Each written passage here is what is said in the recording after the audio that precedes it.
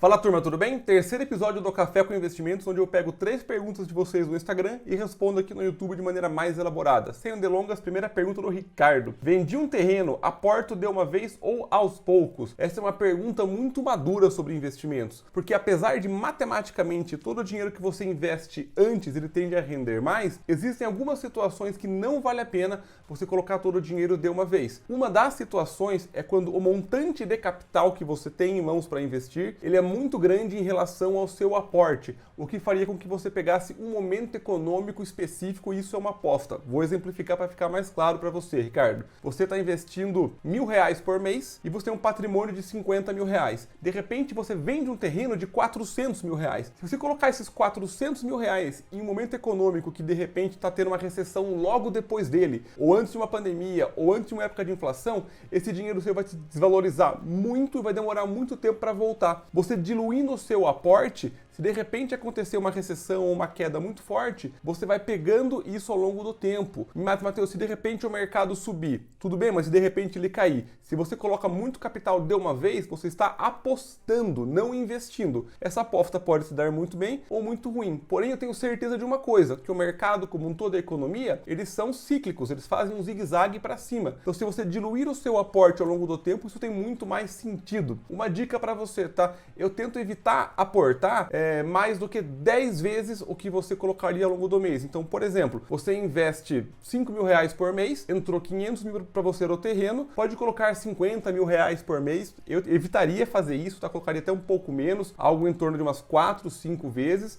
mas também para não deixar o dinheiro só parado num CDI da vida, eu faria essa distribuição. Pegaria o capital que você recebeu, coloca a 100% do CDI ou a 100% da Selic para ficar rentabilizando e pega parte desse capital todos os meses, preferencialmente dilua ao longo de um ano, para você ir colocando na sua carteira no que você quer em fundo imobiliário, em rendas fixas, no exterior, para você evitar pegar um momento econômico específico. Beleza? Vamos para a próxima pergunta. Uma pergunta muito boa da Maria Alice. Matheus, eu guardo dinheiro todo mês, mas eu sempre gasto. Essa foi uma pergunta muito legal, que teve uma discussão boa no nosso Instagram. Se você não acompanha ainda, @mateus.gaboard, eu posto conteúdos diários de investimento por lá. Ela caiu numa situação que muitas pessoas de fato se encontram, que você guarda dinheiro, você consegue sobrar, porém você usa o dinheiro e no fim do ano você não tem nada acumulado. Eu gosto de fazer a metáfora do pudim. Se você está fazendo um regime, você não vai deixar um pudim na sua geladeira e falar que você não vai comer. Você tem que evitar ter o pudim de fácil acesso. Se você não tem o pudim na sua casa, tem que ir na padaria lá comprar, a chance de você ir até lá para comprar é muito pequena, a vontade passa no caminho,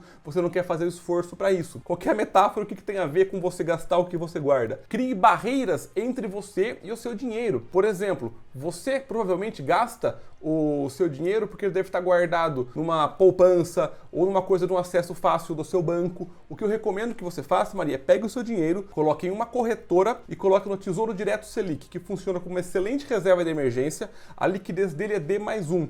É uma liquidez muito boa para uma reserva. Você pediu dinheiro num dia, ele cai no outro. Mas é uma liquidez que impede você de fazer uma coisa no momento, no calor do momento. Porque você teria que abrir a conta na corretora, pedir o resgate num dia, ele cai no outro, você transferir para o seu banco, aí você usar. Nesse meio do caminho já passou à vontade. Então coloque barreiras entre você e o seu dinheiro para que a decisão se torne cada vez mais sóbria. O custo da energia sua para resgatar o dinheiro provavelmente vai ser maior do que a sua vontade de fazer alguma coisa fora do seu planejado. Legal? Então a minha dica seria essa: coloque barreiras entre você e o que você quer, porque se você realmente for resgatar, pegar o dinheiro D+1 e usar, provavelmente você precisava de fato daquilo. Uma terceira pergunta do Monteiro sobre reserva de emergência também. Matheus, reserva de emergência no Tesouro Selic ou no Tesouro IPCA? Eu vou explicar o seu raciocínio primeiro e depois vou explicar o porquê que ele não funciona, legal? Você pensou a Tesouro Selic para ter uma rentabilidade indexada Selic ou um Tesouro IPCA+, que me dá o IPCA mais uma taxa? O Tesouro IPCA, ele te protege da inflação. Ele é o tesouro mais seguro que tem. Todos os títulos híbridos que são IPCA+,